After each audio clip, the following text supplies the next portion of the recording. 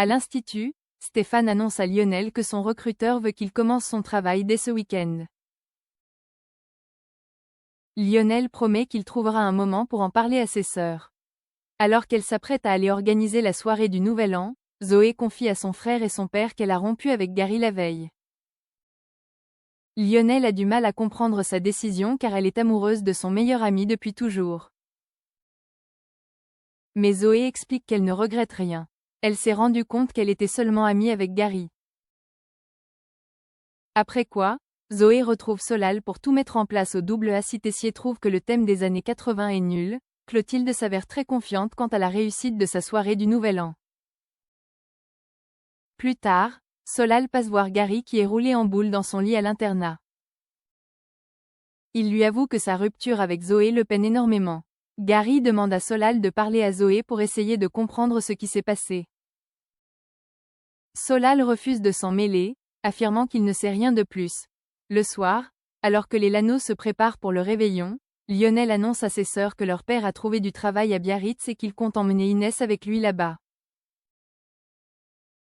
Cette dernière refuse catégoriquement d'être séparée de son frère et de sa sœur.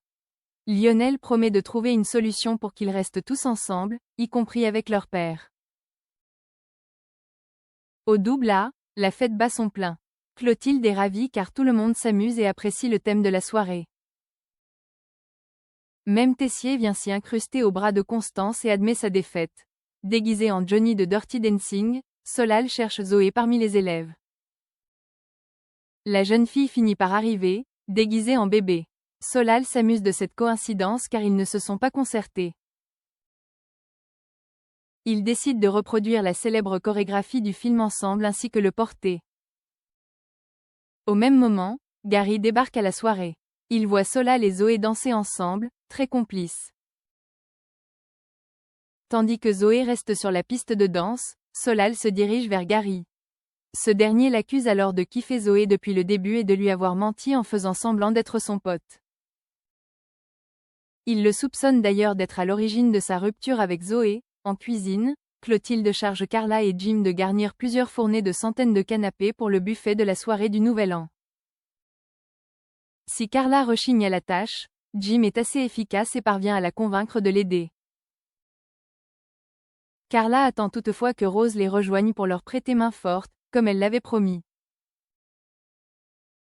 Mais celle-ci ne répond ni aux appels ni aux messages. Quand elle finit par arriver en cuisine, Rose raconte qu'elle est allée se faire masser. Elle voulait donner une bonne leçon à Jim et Carla en leur posant un lapin exactement comme ils l'ont fait avec elle et Marc la veille. Pour se rattraper, Carla et Jim acceptent d'aller faire de l'acrobranche avec leurs parents respectifs le dimanche suivant. À l'atelier, les premières années ont cours de pâtisserie. Tessier passe en coup de vent car il a besoin de matériel. Colline l'interpelle pour lui demander s'il a choisi son déguisement pour la soirée du Nouvel An. Agacé par son intervention, Tessier jette un œil à son assiette, puis goûte ce qu'elle a préparé. Il en critique tous les aspects et humilie Colline devant ses camarades avant de partir. La jeune fille verse une larme, tandis qu'Alice vient goûter à son dessert à son tour. Elle est d'accord avec les remarques de Tessier, mais les formule avec plus de bienveillance. À la fin du cours, Gaspard suggère à Colline d'apprendre à se défendre au lieu d'esquiver les conflits. Il lui conseille d'attaquer avant d'être attaqué. Un peu plus tard, Léonard est avec Jasmine au café de la place. Il remarque que Gaspard porte la veste à paillettes qu'il avait prévu de porter pour la soirée du Nouvel An. Il s'oppose à son colocataire qui finit par lui balancer sa veste par terre. Sous le choc, Léonard renverse son café dessus. Dégoûté, il doit désormais se trouver une autre tenue. Le soir, Léonard et Colline se rejoignent pour aller au double A.